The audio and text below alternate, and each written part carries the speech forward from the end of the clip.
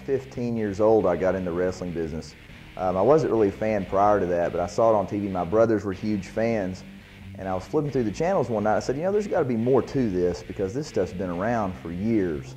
And so I watched it on TV and started watching it every week, and then the pay-per-views, and it grew from there. And then I started making programs and worked for various wrestling companies, wrote for the magazines. And then finally I promoted my first show when I was 17 years old in Fush Valley as a fundraiser for their FFA over there, and that was a great experience. And then it just kind of grew from there, and always had a goal to be a successful wrestling promoter and trying to achieve that every day.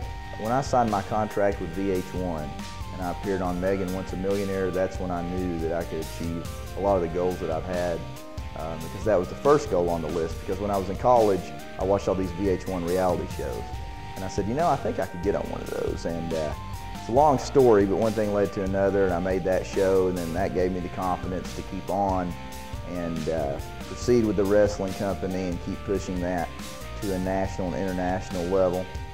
And where we currently are with the latest project of being on Millionaire Matchmaker on the Bravo Network. The experience with the Bravo Network was really interesting.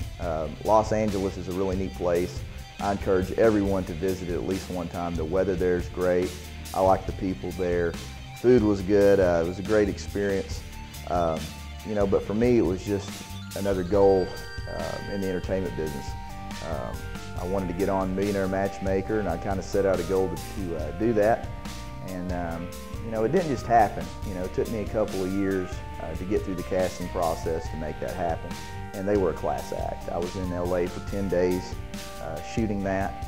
And you know, people ask me, did you go on for entertainment? Did you go on for love? And the answer, I guess, was you know, both. You know, why not kill a couple birds with a stone? I'm out there for the entertainment business to have a good time and to entertain people, but at the same time, if the right woman was to come along on the show, then why not? Well, let's just say that Valentine's Day was a really good one for Matt Riviera, and the only way to find out if that woman was actually on the show or not is to tune in to the Bravo Network this Tuesday night and watch Millionaire Matchmaker. Well, after Millionaire Matchmaker, we continue with TCW Wrestling, which I encourage all fans to get on TCWWrestling.com. You can see our 1-hour HD show every Monday night after WWE Raw. Our next event is going to be in Springfield, Missouri at the Shrine Mosque, which is a pretty interesting venue. I actually went to matches there as a kid, and that's going to be March 30th. And we're in negotiations with several major networks to do a reality show on TCW. And basically my running of the company, being a 29-year-old Southern guy and working with guys from New York, and you know, having guys work for me that's 3 times my age to make the project happen. So it's pretty interesting deal. So I don't know, I think as far as my bucket list goes, I think eventually I'd like to have at least 1 child after being married.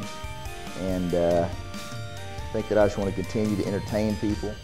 I like to make people happy through entertainment, because you buy a ticket to a wrestling show, you get to go there, bring your kids. The kids get to yell, scream, boo, have a good time.